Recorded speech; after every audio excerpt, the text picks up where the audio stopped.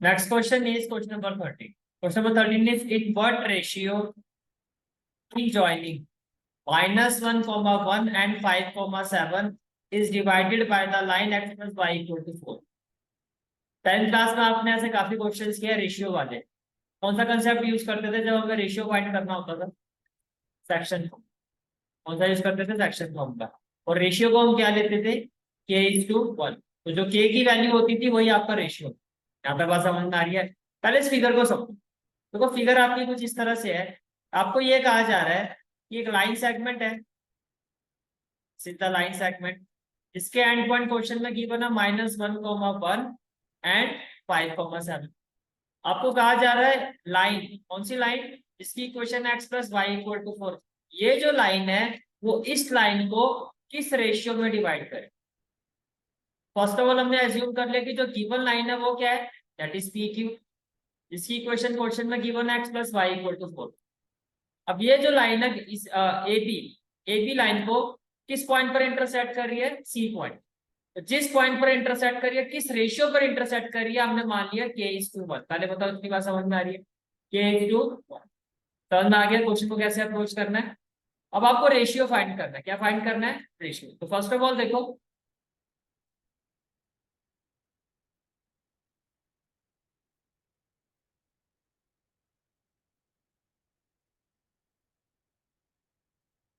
Now देखो equation of line P, equation of line P Q क्या है? As per question x plus y equal to 4। ये बात समझ में आ रही है? ठीक है।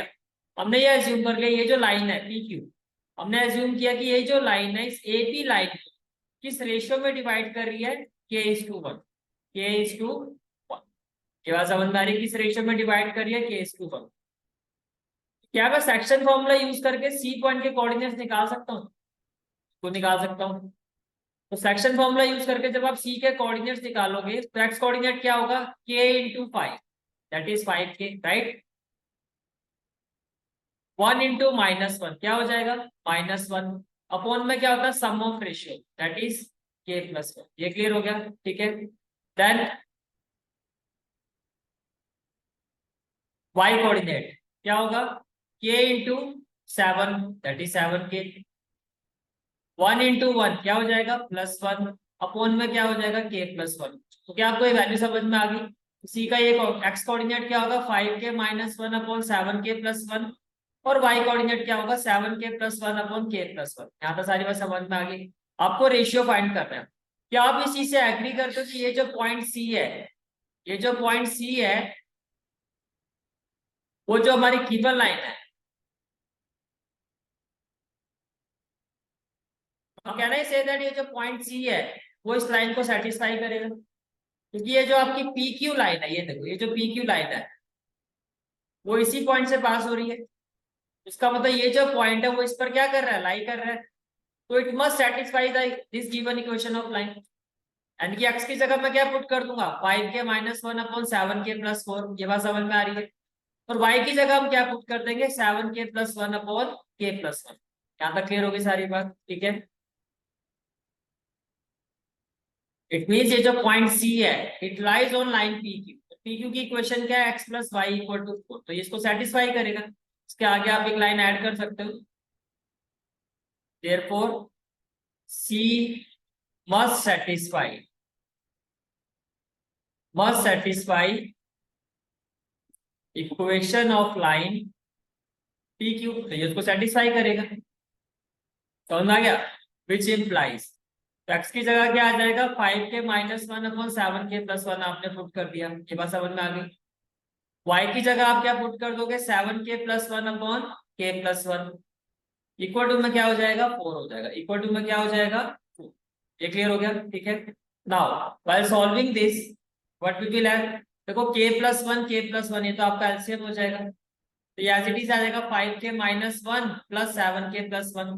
-1 + 1 कैंसिल हो जाएगा। 7k + 5k क्या हो जाएगा आपका? 12k। अपॉन में क्या हो जाएगा? k+1 और इक्वल टू में क्या हो जाएगा? 4। पहले से 4 1 जा 4, 4 3 जा 12। फाइनली आपके पास क्या आ गया? 3k upon k+1 equal to 1। ये बात समझ में आ रहा है? ठीक है। जब आप इसको सॉल्व करोगे, देखो k+1 है, ये डिवाइड हो रहा है, यहाँ जाके क्या हो जाएगा मल्टीप्लाई, तो 1 से मल्टीप्लाई होके क्या हो जाएगा k+1।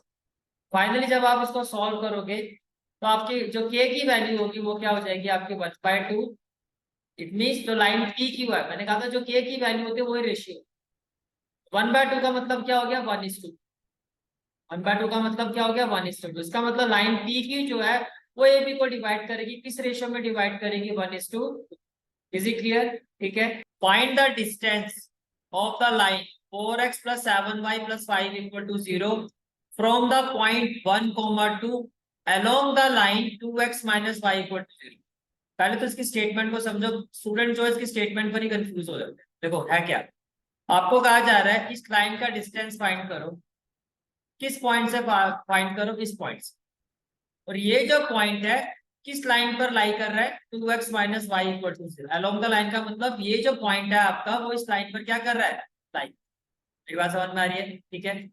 अगर आप फिगर से समझो इस चीज को तो देखो, इस लाइन का आपको डिस्टेंस फाइंड करना है, किस पॉइंट से फाइंड करना है 1, 2। तो इस पॉइंट को मैंने ले लिया पॉइंट C। ये जो पॉइंट है इस लाइन के अलोंग, कौन सी लाइन 2x - y = 0, इस लाइन के अलोंग, यानी कि इस लाइन पर वो क्या कर रहा है लाई कर रहा है। तो ये जो लाइन है आपकी कौन सी लाइन CD, जिसकी इक्वेशन क्वेश्चन में गिवन है 2x - y = 0, इस लाइन पर एक पॉइंट लाई कर रहा है C, दैट इज 1, 2। आपको इस पॉइंट का डिस्टेंस फाइंड करना है इस AP लाइन से। तो हमने ये मान लिया कि इस पॉइंट का इस AP लाइन से जो डिस्टेंस है वो क्या है 1। भाई देखो ये AP लाइन है, ये CD लाइन है। हमने मान लिया कि ये जो इंटरसेक्ट कर रही है इस लाइन को वो कर रही है P पॉइंट। तो इसका मतलब अगर मैं आपको ये पूछूं कि इस पॉइंट का, पॉइंट C का इस लाइन से ये लाइन जो डिस्टेंस क्या होगा, तो आप यही कहोगे ना सर ये वाला डिस्टेंस, और वो डिस्टेंस क्या होगा CP। वो डिस्टेंस क्या होगा CP। इतनी बात समझ में आ रही है? अब देखो सिंपल सी बात है, अगर मेरे पास इस P पॉइंट के कोऑर्डिनेट्स आ जाए, अगर मेरे पास इस P पॉइंट के कोऑर्डिनेट्स आ जाए तो मैं डिस्टेंस CP फाइंड कर सकता हूँ। अब बताओ कैसे आप P पॉइंट के कोऑर्डिनेट्स बताओ। देखो ये जो AP लाइन है इसकी एक इक्वेशन गिवन है, से इक्वेशन 1। और ये जो आपकी CD लाइन है, कौन सी लाइन है CD, इसकी इक्वेशन भी गिवन है आपको, है गिवन। ठीक है, दो लाइन की इक्वेशन गिवन है, तो बाय एलिमिनेशन मेथड में इंटरसेक्टिंग पॉइंट निकाल सकता हूँ। वो जो पॉइंट होगा वो मेरा क्या होगा पॉइंट P, फिर C और P के बीच का जो डिस्टेंस होगा दैट इज द रिक्वायर्ड। मेरी बात समझ में आ रही है? ठीक है। तो उसने जो कहा .12 लाइज और 2x - y = 0, ये पॉइंट समझ में आ गया। पहले तो यही इंपॉर्टेंट इस क्वेश्चन में जो होता है जो समझ में नहीं आता है, इसका मतलब है कि पॉइंट C जो है वो आपका इस लाइन पर क्या कर रहा है लाइन। समझ में आ गया? तो देखो दो इक्वेशन ऑफ लाइन गिवन है, एक 4x + 7y + 5 = 0, इसको हमने ले लिया इक्वेशन। तो दूसरी इक्वेशन ऑफ लाइन क्या है 2x - y = 0, that is equation 2। अपनी बात समझ में आ रही है? That is equation 2। ये क्लियर हो गया? ठीक है। अब हमें क्या फाइंड करना है इंटरसेक्टिंग पॉइंट। क्या फाइंड करना है इंटरसेक्टिंग पॉइंट। क्या आप एग्री करते हो इंटरसेक्टिंग पॉइंट का मतलब हम क्या फाइंड करेंगे? इंटरसेक्टिंग पॉइंट का मतलब हम फाइंड करेंगे P, क्योंकि इंटरसेक्टिंग पॉइंट जो है वो यहाँ पर क्या है दैट इज P। तो हम P के कोऑर्डिनेट्स फाइंड करें। ये बात समझ में आ रही है? ठीक है। बाय एलिमिनेशन मेथड, देखो इक्वेशन 1 और इक्वेशन 2 में अगर आप देखो तो देखो यहाँ पर क्या कर सकता हूँ मैं, इक्वेशन 2 को 2 से मल्टीप्लाई कर सकता हूँ। 2 से मल्टीप्लाई करूंगा तो x के कोएफिशिएंट क्या हो जाएंगे सेम हो जाएंगे। ये बात समझ में आ रही है? ठीक है। तो देखो फर्स्ट इक्वेशन तो आपकी एज इट इज आ गई 4x + 7y + 5 = 0। लेकिन सेकंड इक्वेशन को जब आप 2 से मल्टीप्लाई करोगे तो 2 2 जा क्या हो जाएगा 4x, 2 × -y क्या हो जाएगा -2y, और 2 × 0 = 2 में हो जाएगा 0। ये बात समझ में आ रही है? ठीक है। अब देखो x के कोएफिशिएंट सेम है लेकिन विद सेम साइन, तो सेकंड इक्वेशन से माइनस साइन कॉमन ले, क्या होगा सभी टर्म्स के साइन चेंज हो जाएंगे। जो प्लस वाली टर्म है वो हो जाएगी माइनस, जो माइनस वाली टर्म है वो हो जाएगी प्लस। तो 4x से 4x cancel, now 7y + 2y that is 9y, plus में क्या हो जाएगा 5 = 0। तो क्या आप एग्री करते हो y की वैल्यू क्या होगी +5, यहाँ शिफ्ट होगा तो क्या हो जाएगा -5, ये मल्टीप्लाई हो रहा है यहाँ जाके क्या हो जाएगा 9, तो y की वैल्यू आ गई -5/9। चलू मैं आगे। ठीक है। अब हमने इसको इक्वेशन 2 में पुट कर दिया। जो इक्वेशन 2 है आपकी as per question that is 2x + y = 0। Question 2 जो है आपकी प्लस y नहीं है माइनस, 2x - y, ये आपकी क्वेश्चन। 2x minus y equal to, is it clear? ठीक है, दिस इज सेकंड इक्वेशन।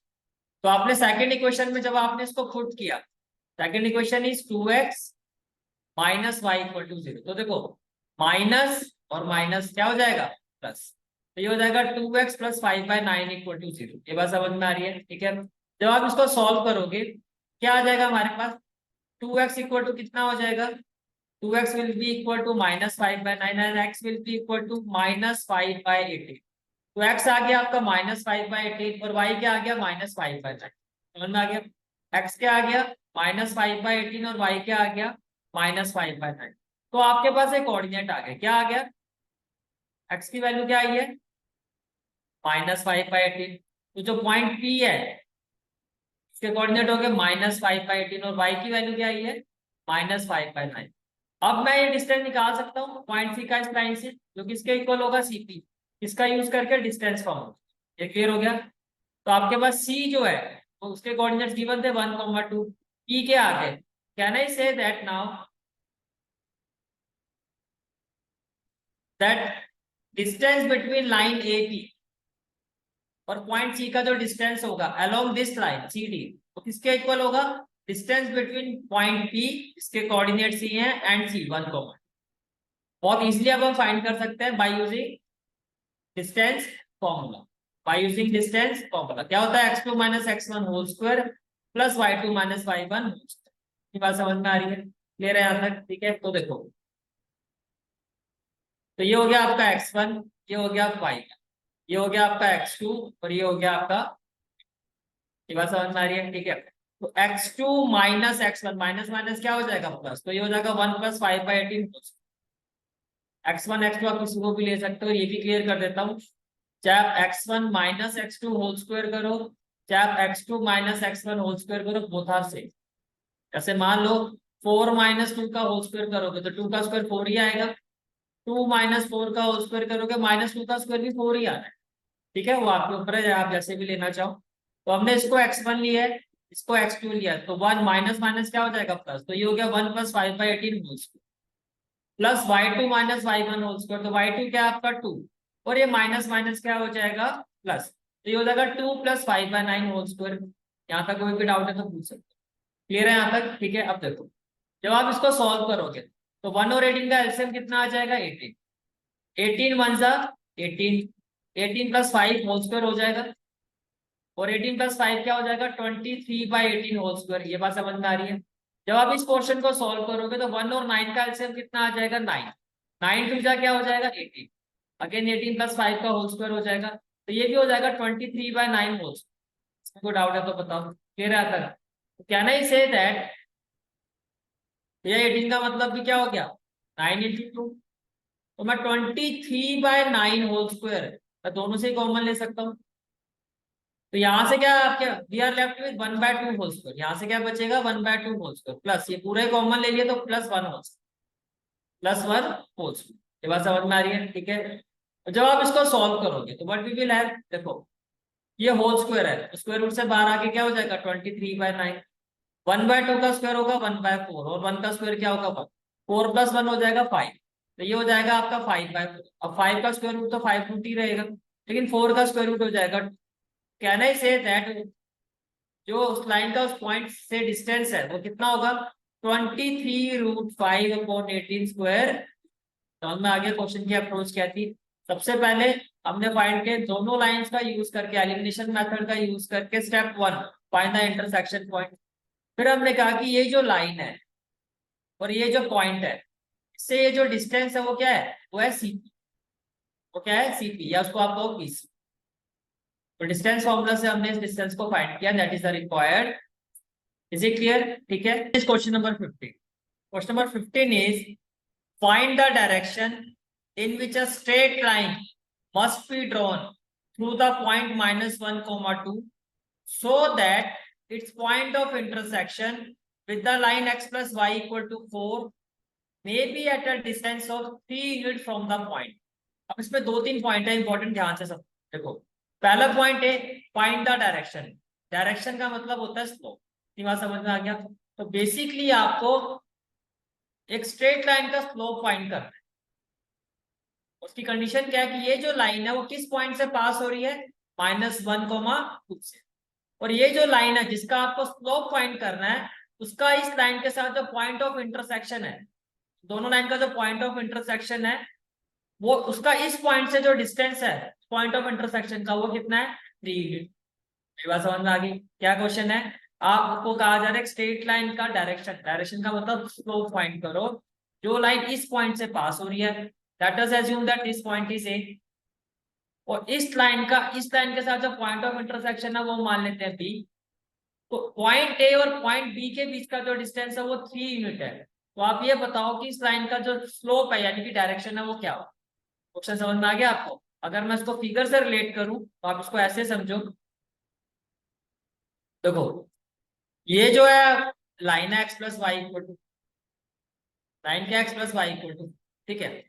और जो लाइन है इसका हमें स्लोप फाइंड करना है, वो लाइन होगी हमारी सी, वो लाइन क्या होगी, सी। अब ये जो लाइन सी डी है जिसका हमें स्लोप फाइंड करना है, वो किस पॉइंट से पास हो रही है, -1, 2। अब ये जो लाइन सी डी है, ये जो लाइन सी डी है और ये जो लाइन ए बी है, इसके बीच का पॉइंट ऑफ इंटरसेक्शन मान लेते हैं पी है, इसके कोऑर्डिनेट हम मान लेते हैं a, b है। अकॉर्डिंग टू द क्वेश्चन, ये जो पॉइंट जिससे ये सी डी पास हो रही है और इस लाइन के साथ जो इसका पॉइंट ऑफ इंटरसेक्शन है, उसके बीच का डिस्टेंस कितना है, 3।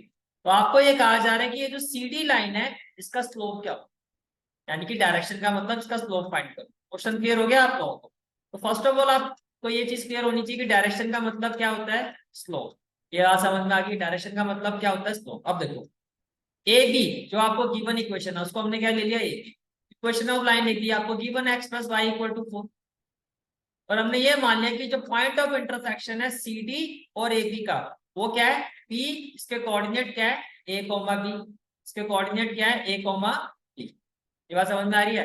अच्छा, क्या आप एग्री करते हो कि ये जो पॉइंट पी है बस पॉइंट ऑफ इंटरसेक्शन है, तो ये इस लाइन पर लाई कर रहा है, ये देखो ये लाइन इसी पॉइंट से पास हो रही है। तो अगर ये पॉइंट इस लाइन पर लाई कर रहा है तो ये इसको क्या करेगा, सेटिस्फाई करेगा। तो इसका मतलब अगर मैं इस पॉइंट को इस पर सेटिस्फाई करवाता हूं तो क्या इक्वेशन बनेगी, ए, एक्स की जगह ए आ जाएगा, वाई की जगह बी। तो a+b = 4 होना चाहिए। क्या ये बात समझ में आ गई आपको? ठीक है, ये बात क्लियर हो गई। तो पॉइंट ऑफ इंटरसेक्शन हो गया P जो इस लाइन पर लाई कर रहा, तो a+b = क्या हो जाएगा, 4। उसका मतलब B क्या हो जाएगा, 4 - a।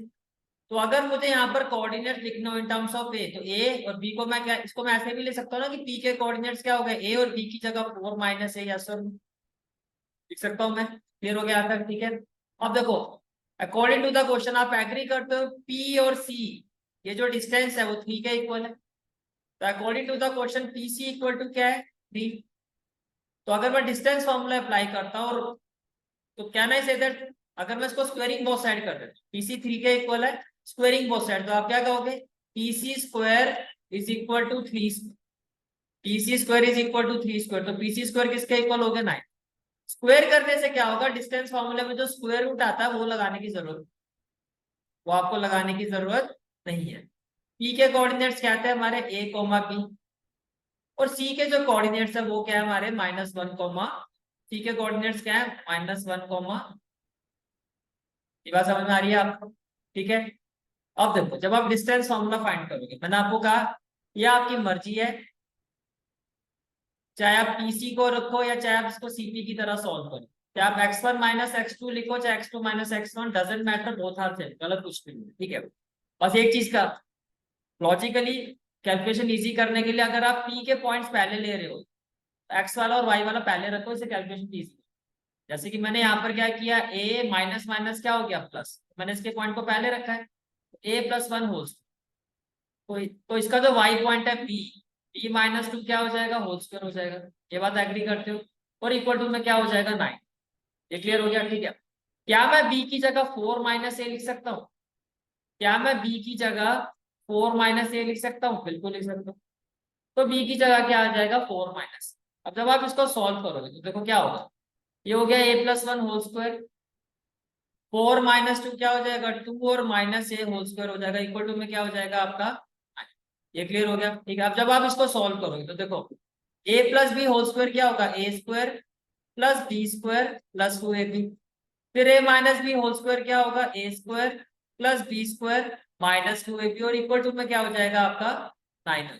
Is it clear? ठीक है, आप a square plus a square क्या हो जाएगा 2a minus 4a plus 2a क्या हो जाएगा माइनस 2a 4 प्लस 1 क्या हो जाएगा 5 प्लस 9 लेफ्ट हैंड साइड में जाएगा तो माइनस 9 इक्वल टू क्या हो जाएगा, सी क्लियर? ठीक है, अब देखो 2a स्क्वायर माइनस 2a और माइनस 9 प्लस 5 क्या हो जाएगा माइनस 4 इक्वल टू क्या हो जाएगा 0।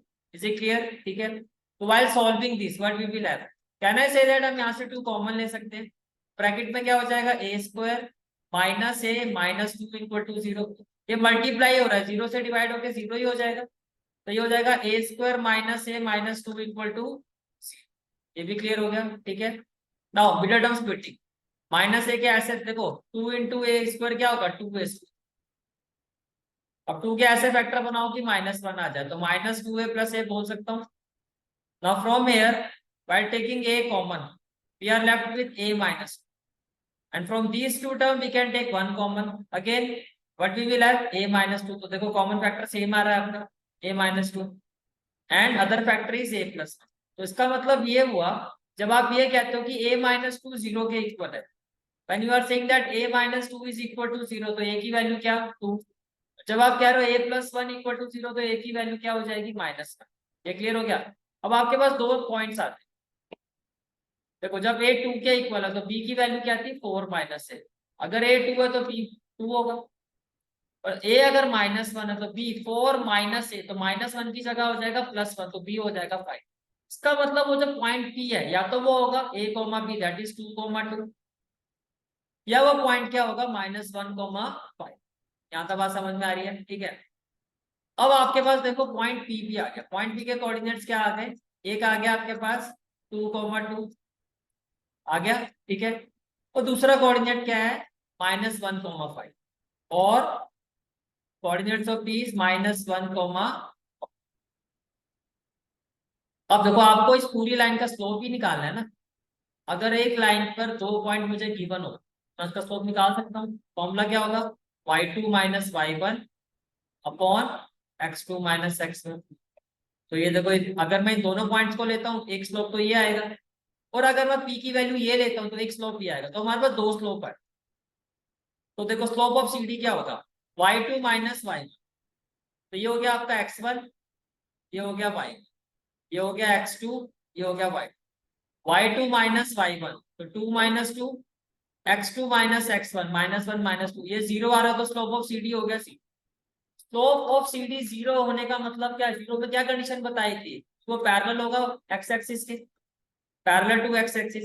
अच्छा यहाँ से देखो x1 y1 x2 y2, इस कंडीशन से स्लोप निकालोगे तो क्या आएगा y2 - y1 2 - 5 upon x2 - x1 -1 plus 1, denominator में 0 आने का मतलब नॉट डिफाइन। नॉट डिफाइन किसकी वैल्यू होती है 10 90 की, यानी कि परपेंडिकुलर टू, जो लाइन है आपकी perpendicular parallel to y axis, parallel to y axis. तो as per the given condition जो आपकी लाइन है, जो आपकी लाइन है या तो वो क्या हो सकती है पैरेलल टू x एक्सिस जिसका स्लोप क्या होगा 0, या वो लाइन क्या हो सकती है पैरेलल टू y एक्सिस भी हो सकती है जिसका स्लोप क्या होगा इंफिनिटी। समझ में आ गया? ठीक है, number 16, question number 16 is the hypotenuse of a right angle triangle has its end at the point 1, question में कुछ ऐसा कहा जा रहा है, मान लेते हैं ये एक राइट ट्राइंगल है, इज द हाइपोटेन्यूज, इस हाइपोटेन्यूज का जो एंड पॉइंट है वो क्या 1,3, तो मैंने ये मान लिया ये पॉइंट हो गया 1,3, तो दूसरा जो एंड पॉइंट है वो क्या है इसका -4, of a right angle triangle, तो ये हो गया आपका राइट एंगल। बात समझ में आ रही है आप? ठीक है, find the equation of the leg perpendicular sides of the triangle which are parallel to the axis, which are parallel to the axis का मतलब ये है आपको इक्वेशन फाइंड करनी है, तो इस लाइन की फाइंड करनी है जो मैं ब्लैक कलर से शेड कर रहा हूँ, और आपको इक्वेशन फाइंड करनी है इस लाइन की जिसको मैं देखो ये वाली जो ग्रीन वाली लाइन है ये पैरेलल होगी किसके वाई एक्सिस के, और ये जो ब्लैक वाली लाइन है किसके पैरेलल होगी एक्स एक्सिस। तो आपको ये कहा जा रहा है कि अगर किसी राइट ट्राइंगल का हाइपोटेन्यूज के एंड पॉइंट्स ये हैं तो बाकी की जो दो साइड है, जो एक एक्स एक्सिस के पैरेलल है और एक वाई एक्सिस के, उनकी इक्वेशन क्या हो।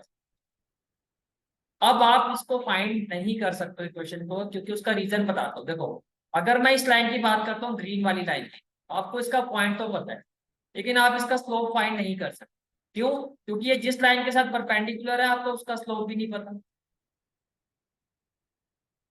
पता होगा तभी तो फाइंड कर सकता हूँ। अगर मुझे इस ब्लैक वाली लाइन का स्लोप पता हो, तो मैं क्या कह सकता हूँ कि m1 into m2 equal to -1, और पॉइंट लॉ फॉर्म से पॉइंट भी आ गया, स्लोप भी आ गया, तो मैं इजीली उसकी इक्वेशन निकाल सकता हूँ। लेकिन यहाँ पर जो इन्फॉर्मेशन है, जो गिवन इन्फॉर्मेशन है, वो काफी नहीं। या तो आपके पास इस लाइन का स्लोप होता, वो हो जाता, तब तो क्वेश्चन बहुत ही सिंपल हो जाता। और ये जो है आपकी स्ट्रेट लाइन की लिमिटेशन भी बताता है। ये ऐसे क्वेश्चन पर जाके स्ट्रेट लाइन का जो कंसेप्ट है हमारा, वो फेल हो जाता है। क्या स्लोप से मैं स्लोप निकाल सकता हूँ इसका? नहीं निकाल सकता। तो यहाँ आके आपको यूज करना पड़ता है। फिर लास्ट ऑप्शन जो बचता है, जहां पर आपकी स्ट्रेट लाइन की एक लिमिटेशन बन जाती है कि स्ट्रेट लाइन के कंसेप्ट से आप क्वेश्चन को नहीं कर सकते, तो फिर आपको यूज करना पड़ता है कोऑर्डिनेट ज्योमेट्री का कंसेप्ट। इसका कोऑर्डिनेट ज्योमेट्री का, जैसे कि देखो, आपका ये जो पॉइंट है वो क्या है, 1,3 और -4,1।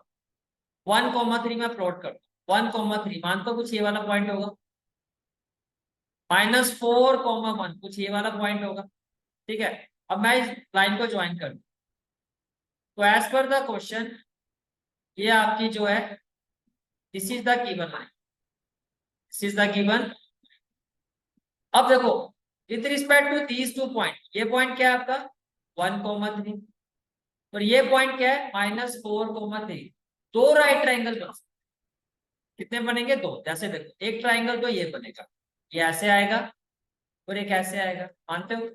एक राइट ट्राइंगल तो ये बनेगा, दूसरा राइट ट्राइंगल जो बनेगा आपका, वो कुछ ऐसे बनेगा, बनेगा। दो राइट ट्राइंगल बनेंगे पॉसिबली। ठीक है, तो इसका मतलब जो है, मुझे जो इक्वेशन फाइंड करने से, अगर मैं कहता हूँ ये पॉइंट ए है, ये पॉइंट बी है, ये पॉइंट सी है, ये पॉइंट डी है, इसका मतलब मुझे जो इक्वेशन फाइंड करनी है, एक तो एसी की फाइंड करनी है, तो ये किसके पैरेलल है, वाई एक्सिस के, या मुझे फाइंड करनी है बीसी की, या मुझे फाइंड करनी है बीडी की, और या मुझे फाइंड करनी है डीए की। अब देखो, कोऑर्डिनेट ज्योमेट्री का कंसेप्ट यूज करके हम इक्वेशन इजीली फाइंड कर सकते हैं। जैसे कि देखो, ये जो लाइन आपकी एसी है, एसी, वो किससे, वो एक्स एक्सिस से पास हो रही है। किससे पास हो रही है? X axis. तो इसकी इक्वेशन क्या होगी अगर एक्स से पास हो रही है? तो एक्स इक्वल टू 1। ये जो लाइन आपकी ये वाली है बीसी, रफली देखो, ये पॉइंट ए से पास हो रही है, किस पर? एक्सिस पर। कौन से एक्सिस पर? वाई एक्सिस पर। तो इसकी इक्वेशन क्या होनी चाहिए? Y equal to 1। ये जो आपकी लाइन बीडी है, ये एक्स एक्सिस से पास हो रही है, तो इसकी इक्वेशन क्या होनी चाहिए? X equal to -4। और ये जो लाइन आपकी एडी है, ये वाई एक्सिस से पास हो रही है, किस पॉइंट से पास हो रही है? 3 से। तो इसकी इक्वेशन क्या होनी चाहिए? Y equal to 3। हो गया आपका क्वेश्चन, क्वेश्चन आपका हो गया। लेकिन फिर भी आपको ये लगता है कि डायरेक्टली जो है, इस तरह से अगर हम आंसर लिखेंगे तो हमें प्रॉपर नंबर मिलेंगे नहीं मिलेंगे, तो मैं आपको प्रॉपर प्रेजेंटेशन से एक और मेथड से बताऊं। पहले ये समझ में आ गया ये, आपको ये भी समझ में आना चाहिए कि स्ट्रेट लाइन की जो यहाँ लिमिटेशन आते हैं, जहाँ स्ट्रेट लाइन का कंसेप्ट फेल हो जाता है, वहां पर हम किसका यूज करते हैं? Coordinate geometry. जैसे कि इस क्वेश्चन में आके आपका स्ट्रेट लाइन का कंसेप्ट फेल हो गया, स्लोप आप निकाल ही नहीं सकते, विदाउट स्लोप आप क्वेश्चन से इक्वेशन, क्योंकि पूरे स्ट्रेट लाइन में देखो स्लोप की हेल्प से ही इक्वेशन ऑफ लाइन फाइंड है ना, ऐसा आपका। ये इतनी बात समझ में आ गई। तो देखो, फर्स्ट ऑफ ऑल, ये फिगर क्लियर हो गई है आपको। हमने क्या यूज किया? Coordinate geometry. हमने ग्राफ बनाया, ग्राफ में प्लॉट किया, और इस तरह से हमने ये हमारी फिगर बनी। ये फिगर क्लियर है आपको? समझ में आ गया कैसे बनेगी ये? ठीक है, अब देखो, यहाँ पे दो राइट ट्राइंगल दिखाई दे रहे हैं, एक एबीसी या एसीबी, और दूसरा क्या है? एपी। ये बात समझ में आ रही है? ठीक है, फर्स्ट ऑफ ऑल जो मैंने कहा वो क्लियर हो गया।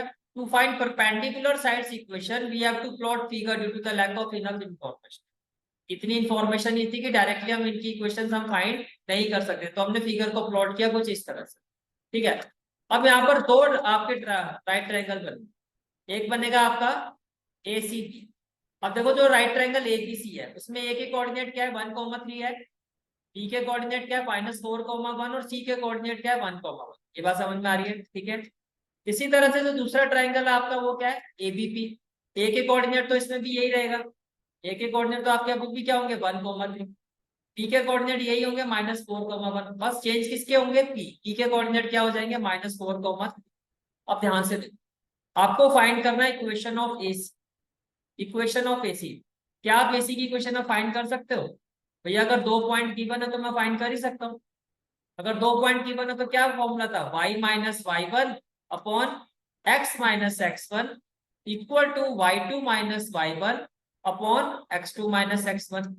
तो क्या इस तरह से हम इक्वेशन ऑफ बीसी भी फाइंड कर सकते हैं? कर सकते हैं। यहाँ पे 2 पॉइंट्स हैं आपके पास इक्वेशन। तो ये आपका सेकंड प्रॉपरली प्रेजेंटेशन से आप इस तरह से दिखा सकते हो। इसी तरह से आप फाइंड कर सकते हो इक्वेशन ऑफ, दोनों मेथड क्लियर हो गए, ठीक है। तो इक्वेशन ऑफ एसी क्या होगा, देखो ए सी तो ये हो गया मेरा x1 y1 एसी के केस, और ये पॉइंट क्या हो गया मेरा x2 y2। तो y माइनस y1, तो y1 की जगह क्या हो जाएगा 3x माइनस x1, x1 की जगह क्या हो जाएगा 1। y2 minus y1 that is 1 minus 3 upon x2 minus x1 1 minus 1। ये क्लियर हो गया, ठीक है। जब आप इसको सॉल्व करोगे तो देखो कहने से था डिनोमिनेटर में 0 आ जाएगा, डिनोमिनेटर में क्या आ जाएगा 0, क्या आ जाएगा 0। तो डिनोमिनेटर में 0 आने का मतलब वैल्यू नॉट डिफाइन होगी। नॉट डिफाइन कब होता है? जब डिनोमिनेटर 0 के इक्वल, डिनोमिनेटर किसके इक्वल हो 0। तो इक्वेशन क्या आ गई x इक्वल टू 1, इक्वेशन क्या आ गई x इक्वल टू 1। तो यही तो हमने कहा था, यही कहा था ना हमने कि इस टाइम की इक्वेशन क्या होगी x इक्वल टू 1। समझ में आ रहा है, ठीक है। अच्छा उसके बाद equation of AP, equation of AP. अब एपी में देखो ए के कोऑर्डिनेट्स क्या है आपके x1 y1 और पी के कोऑर्डिनेट्स क्या है x2 y। सेम वही y minus y1 upon x minus x1। 3 minus 3 देखो ये 0 हो जाएगा, ये 0 होगा। तो डिनोमिनेटर को इससे इंटू करोगे 0 ही आ जाएगा। तो y माइनस 3 अगर 0 तो y इक्वल टू क्या हो जाएगा 3। ये किसकी इक्वेशन आ गई आपकी, ये किसकी इक्वेशन आ गई आपकी एपी। तो हमारे ग्राफिकल प्रेजेंटेशन में देखो एपी की इक्वेशन क्या थी हमारी एपी। एपी का मतलब यहाँ पर क्या है, एपी जो है आपका एपी यानी कि हमारे यहाँ पर जो है एटी, एटी मैं इसको पी ले लेता हूँ, इसको क्या ले लेते हैं तो आ रहा है वाई इक्वल टू 3, सेम आ रहा है, ठीक है। चलो जी आगे चलते हैं। इसके बाद फिर हम फाइंड करेंगे equation of B, equation of B. अब बी जो है बी के कोऑर्डिनेट्स क्या है -4,1। बी के कोऑर्डिनेट्स है -4,1 और सी के कोऑर्डिनेट्स क्या है 1,1। सी के कोऑर्डिनेट्स है 1,1। तो इक्वेशन ऑफ बीसी, तो जब आप बीसी फाइंड करोगे तो ये क्या हो जाएगा आपका x1, ये हो जाएगा y1, ये हो जाएगा x2 और ये हो जाएगा y2। तो y minus y1 x minus x1 minus minus क्या हो जाएगा y2 माइनस y1 1 माइनस 1। बस यही बात समझ जाओ कि ये 0 आ रहा है, तो इसको इससे मल्टीप्लाई करके 0 ही आएगा। तो y माइनस 1 इक्वल टू 0 होने का मतलब y इक्वल टू 1, यही आएगी ना इक्वेशन। कौन सी equation BC, equation of BC. तो इक्वेशन ऑफ बीसी हमारी क्या आ रही थी, इक्वेशन ऑफ बीसी देखो y इक्वल टू 1 ही आ रही। समझ में आ रहा है पवन, ठीक है। इसके बाद आता है equation of BP, equation of BP. तो बी आपका क्या है -4,1 और पी पॉइंट देखो आपका क्या है पी पॉइंट जो है हमारा वो है -4,3। तो मैंने ले लिया -4,3। ये बात समझ में आ रही है, ठीक है। अब बी आपका क्या है x1 और y1 और पी आपका क्या है x2 और y। ये बात समझ में आ रही है। तो देखो y माइनस y1 क्या हो जाएगा y minus x minus x1 minus minus क्या हो जाएगा प्लस इक्वल टू में क्या हो जाएगा अगेन जब आप y2 माइनस y1 करोगे तो होगा 3 माइनस 1, लेकिन -4 माइनस माइनस क्या हो जाएगा प्लस, तो 0। अब आपका क्या आ रहा है ये हो गया 2/0, 2/0 का मतलब नॉट डिफाइंड, यानी कि denominator will be equal to 0। तो x प्लस 4 को मैं 0 के इक्वल रखूंगा तो x की वैल्यू क्या आएगी माइनस, x की वैल्यू क्या आएगी माइनस। ये समझ में आ गया, ठीक है। Almost R D Sharma, R S Aggarwal, examiner, NCERT solutions कितने सारे मैंने बुक्स इस क्वेश्चन के लिए छानी है, किसी से भी कभी सेटिस्फैक्ट्री आंसर नहीं मिला। आप भी ट्राई करना, कभी भी सेटिस्फैक्ट्री आंसर किसी भी बुक से नहीं मिला। इवन आर डी शर्मा आ रहे थे, सब देखे। तो यहाँ पर आप इसको समझो कि इस क्वेश्चन में इंपॉर्टेंट पॉइंट क्या है। अगर प्रॉपर इसका ये तभी समझ में आएगा, पहले तो आप इसकी यहाँ समझो कि यहाँ पे लिमिटेशन है। स्ट्रेट लाइन के कंसेप्ट से हम इसको सॉल्व कर ही नहीं सकते। इसको तभी आप प्रॉपर वे में कर सकते हो जब आप किसका कंसेप्ट यूज करोगे, कंसेप्ट ऑफ कोऑर्डिनेट। और यहाँ से आपको स्ट्रेट लाइन की लिमिटेशन भी पता चल, समझ आ गया? ठीक है। Question number 17, find the image of the point 3,8 with respect to the line x plus 3y equal to 7। पहले यहां तक की बात, आपको ये कहा जा रहा है कि इस पॉइंट से द पॉइंट इज P, इस पॉइंट की आपको इमेज निकालनी with respect to this line. यानी कि can I say that image का मतलब फिर ये जो लाइन है वो एक मिरर का काम कर रही है, मिरर के रिस्पेक्ट में इमेज देखोगे। ठीक है, तो देखो आगे यही लिखा हुआ है, assuming the line to be a plane plane mirror. अब देखो, क्या आप एग्री करते हो अगर ये प्लेन मिरर है, ये हो गया आपका प्लेन मिरर, तो मिरर की इस साइड जितना इस पॉइंट का डिस्टेंस होगा उतना डिस्टेंस दूसरी साइड भी होगा, तो इसका इमेज होगी। जैसे कि ये पॉइंट P है और हमने मान लिया कि जो इसकी इमेज है वो पॉइंट Q है और उसके कोऑर्डिनेट्स क्या है, C, D। ये आपको फाइंड कर, आपको इस पॉइंट Q के कोऑर्डिनेट्स फाइंड कर।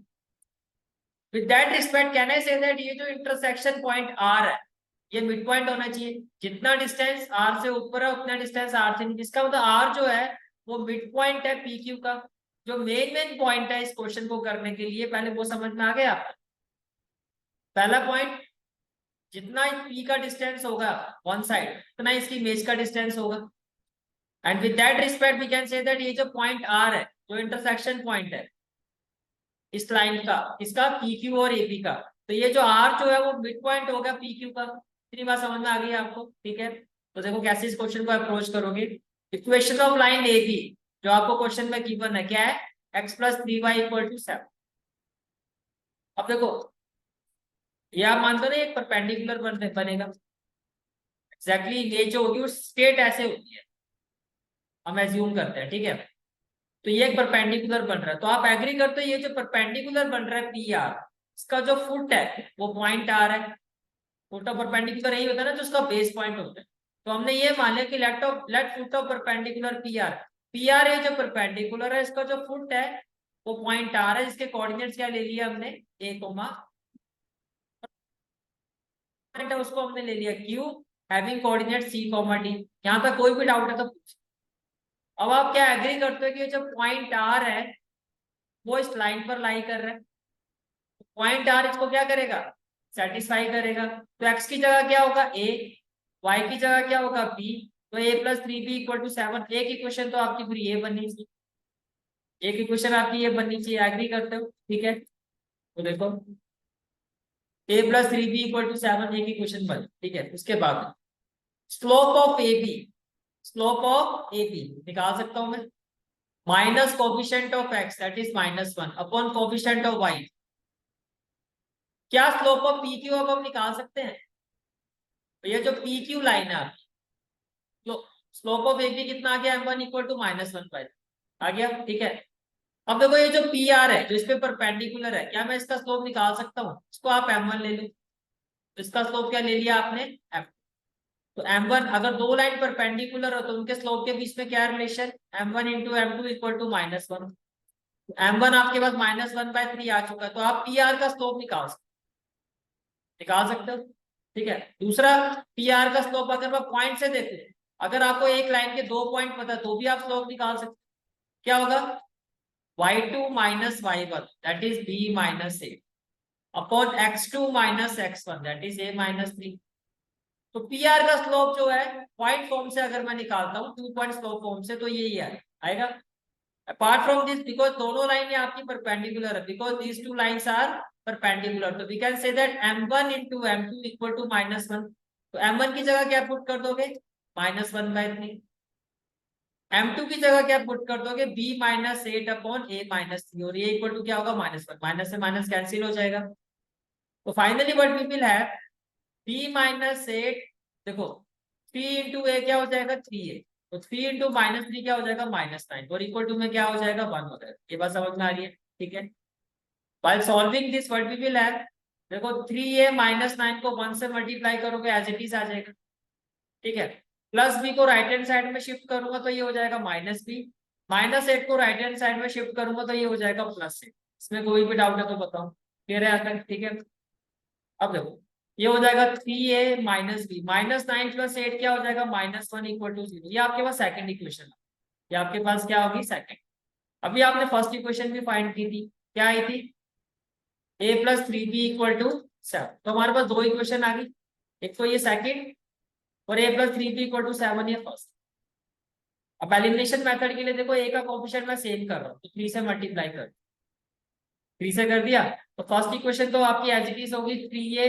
देखो जब आप 3 से मल्टीप्लाई करोगे तो 3 इंटू ए क्या हो जाएगा 3a, 3 इंटू 3b क्या हो जाएगा 9b और 3 इंटू 7 क्या हो जाएगा 20। और ये जो सेकंड इक्वेशन है आपकी एज इट इज हो जाएगी 3a - b, -1 को राइट हैंड साइड में शिफ्ट करोगे तो इक्वल टू में क्या हो जाएगा 1। ये क्लियर हो गया। अब देखो व्हाइल सॉल्विंग दिस, देखो जो आपका सेम वैल्यू है उसके साइन भी सेम, तो पूरी इस इक्वेशन से आप माइनस साइन कॉमन ले लो, तो जो प्लस वाली टर्म है वो माइनस हो जाएगी, माइनस वाली टर्म क्या हो जाएगी प्लस, और प्लस वाली जो टर्म है वो आपकी माइनस।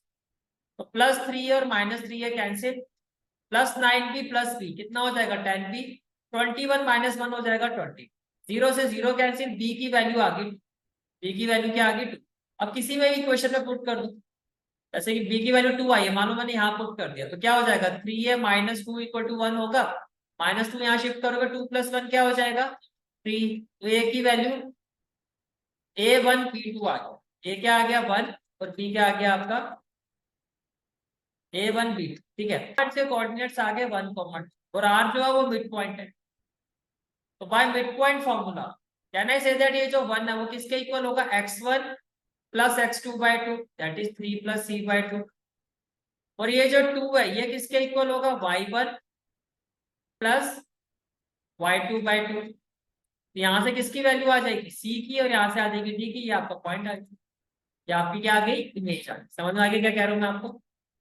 इसका मतलब ये हुआ, देखो r जो है आपका as per figure is the mid point of p, ठीक है। तो ये जो 1 है, जो इसका ये 1 x पॉइंट है, ये किसके इक्वल होगा x1 + x2/2, और ये जो y वाला पॉइंट है 2 ये किसके इक्वल होगा y1 + y2/2। ये भी समझ में आ गया। जब आप इसको सॉल्व करोगे तो c की वैल्यू क्या आ जाएगी, बाय सॉल्विंग दिस देखो 3 + c = क्या होगा 2 और c की वैल्यू -1, 8 + d = क्या होगा 4, d की वैल्यू -। इसका मतलब जो इमेज है पॉइंट p का जो q था वो क्या होगा -1, समझ में आ गया क्वेश्चन, ठीक है। Again very important. This is for today's class. I hope you like this class, and if you like this class then do like, share and subscribe my channel, and don't forget to press the bell icon. Bell icon press करने से क्या होगा, जो भी मैं lecture upload करूंगा you will get the notification of that lecture. Thanks for watching this video. जहाँ तक आपके मैथ्स कोर्स की बात है, कंप्लीट मैथमेटिक्स कोर्स की जो प्लेलिस्ट का लिंक है वो आपको डिस्क्रिप्शन सेक्शन में मिल जाएगा। So bye, take care and have a great day.